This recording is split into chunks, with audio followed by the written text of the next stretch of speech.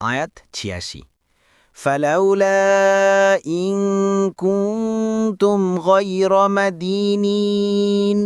অনুবাদ, অতঃপর যদি তোমরা হিসাব নিকাশ ও প্রতিফলের সম্মুখীন না হও। ১ তাফসির। ১ নং ফুটনোটের বিবরণ, মাদিনিন শব্দের অর্থ হিসাব নিকাশের অধীন, কারণ তারা মৃত্যুর পর হিসাব দেয়ার বিষয়টি অস্বীকার করত।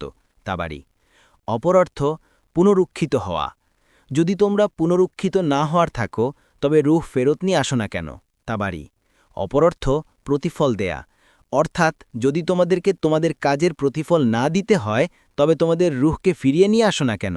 এ অর্থকে ইমাম তাবারি প্রাধান্য দিয়েছেন। কারো অধীন থাকা, অর্থাৎ যদি তোমরা কারো অধীন না থাকো, কারো কর্তৃত্ব যদি তোমাদের ওপর কার্যকর না হয়, তবে তোমরা কেন তোমাদের রূহকে দেহে ফিরিয়ে আনতে সক্ষম হও না। ইবনে কাসির, ফাতহুল কাদির।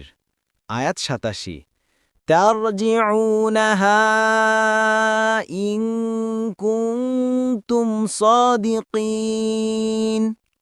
অনুবাদ, তবে তোমরা ওটা ফিরাও না কেন যদি তোমরা সত্যবাদী হও।